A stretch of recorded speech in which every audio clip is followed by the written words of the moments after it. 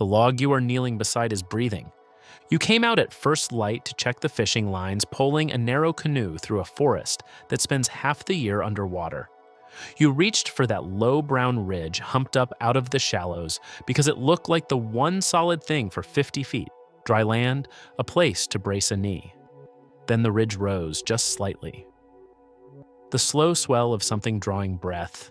The pattern resolves under the green light, black rings on olive, and the understanding arrives all at once.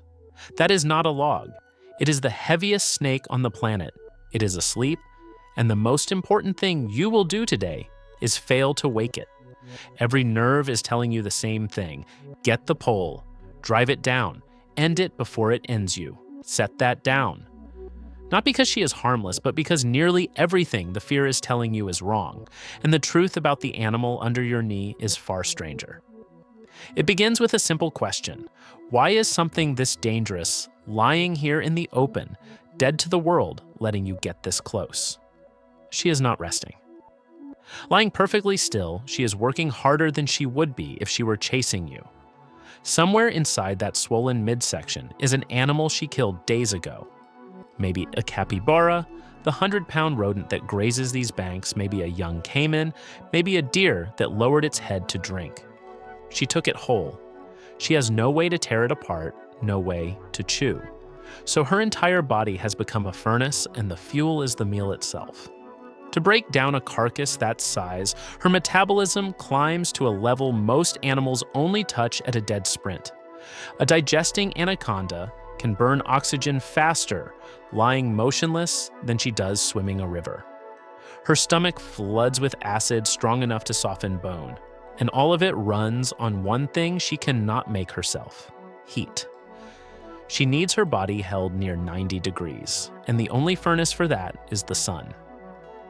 So she drags her heavy bulk up out of the water, finds the warm mud, and waits for days, sometimes weeks, while the meal slowly becomes the snake. Let the water run too cold, and the whole process stalls in her gut, and the food begins to rot inside her before she can finish it. That is the creature you are leaning over, not a hunter on the prowl. A body in the middle of the most demanding, most defenseless work it ever does. And you have walked straight into the one window where the largest predator in this river cannot simply pour itself into the water and be gone. Which is exactly why waking her is the mistake. If she comes awake fast in fear with a human shape pressing down on her, she has one weapon, and she has never needed a second. People picture the squeeze as a slow suffocation, the snake patiently tightening while the prey runs out of air over long minutes. That picture is wrong, and biologists only proved how wrong it was recently. When an anaconda closes on a body, she is not cutting off breath. She is cutting off blood. Researchers who measured the pressure inside constricted prey found that within about 6 seconds, the arteries had lost half their pressure. The heart, starved and overwhelmed, begins to fail almost at once. Death in her coils is not a long struggle, it is a switch, thrown fast, and the coils only hold it down. You should also know how the meal got there, because it explains the shape you mistook for solid ground.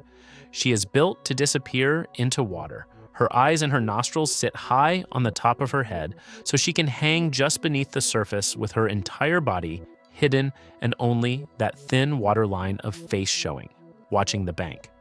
She does not chase. She waits, sometimes for hours, for something to step within reach. And then the strike and the first coil land in the same second, and she drags it under before it understands the water has changed. Now, picture the size of the animal doing that, not the monster of the stories. The 30 and 40-foot anacondas have never once survived contact with a tape measure, but the real numbers are enough. The largest green anaconda ever properly measured ran 20.5 feet and weighed 441 pounds, heavier than a full-grown lion, nearly all of it a single muscle built to hold and to crush. She is the most massive serpent alive, and she is almost certainly a she. The giants of this species are female, every one of them, and the gap between the sexes is among the widest in the animal world. A large female can carry 5 times the weight of a male. The males rarely pass 15 pounds. Slim, quick, forgettable things beside her. Size, power, the whole drama of survival here belongs to the females. The males live at the edges of her life, and they come in for a single reason. When she is ready to breed, they find her by scent, drawn out of the flooded forest from every direction, and they wrap her, 2 of them, 5, sometimes a dozen at once, into a slow, writhing knot of bodies that can stay bound for weeks. It is called a breeding ball, and it is less a courtship than a siege, every male straining against the others for a position none of them controls. And when it finally loosens, she sometimes does something that reads as pure horror until you follow the arithmetic. She eats one of them. She is about to spend as long as 7 months carrying her young, barely able to hunt, living off whatever her body has already banked. A male who just poured his energy into mating with her is in that moment simply the largest easy meal in the river. One last deposit of food before a long fast. What looks like cruelty is a mother stocking the cupboard for the season ahead, because she does not lay eggs and slide away. She holds them inside her through all those months and gives birth in the water to living young. Dozens of them, each already a couple of feet long, each a flawless miniature of the giant it will spend a decade becoming. Most will not make it: herons, caimans, bigger anacondas. The river takes the majority inside the first year. The few that live do it because from the very first minute, they already know how to melt into exactly the kind of brown, still shape you mistook for a place to kneel. And here is how little we truly understand the animal beneath you. Until 2024, science believed there was one green anaconda, a single species stretched across the whole of tropical South America.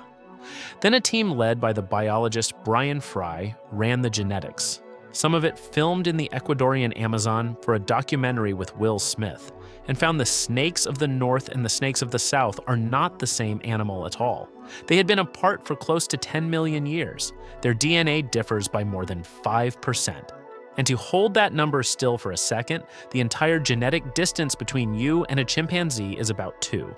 For all of human history, we had been looking at 2 completely separate giants and counting them as one. An animal this enormous, this feared, this impossible to miss. And we had not even numbered it correctly. So come back to the warm mud and your knee and arm's length from her sleeping bulk, and the question you started with. Why should you never disturb her? Not because she will hunt you, she won't. You are nothing she wants, and an anaconda striking a person is a rare and desperate thing. The real answer is quieter, and it runs both ways. Wake her in fear, and you meet that 6-second switch at the exact moment she is least able to think and quickest to react. But do something worse than frighten yourself, and you will wound her without leaving a mark. A snake startled awake over a fresh kill has one way out, and her whole body knows it. To run, she has to get light. So she will bring it all back up. She will heave that capybara into the mud, days of hunting, a meal meant to carry her for a month or more.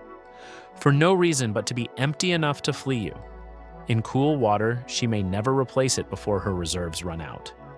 You would not have to lay a hand on her to end her. You would only have to scare her into surrendering the thing keeping her alive. That is what is lying beside you, not a monster out of the old stories. The largest serpent on earth deep in the work of her own survival. A female the river shaped over 10 million years that we have only just learned how to name. Ease the knee back, push the canoe off the warm mud quietly the way you came. Let her keep the sun and the meal and the long, still labor of staying alive. And let the water close over the place where you were never really in danger at all.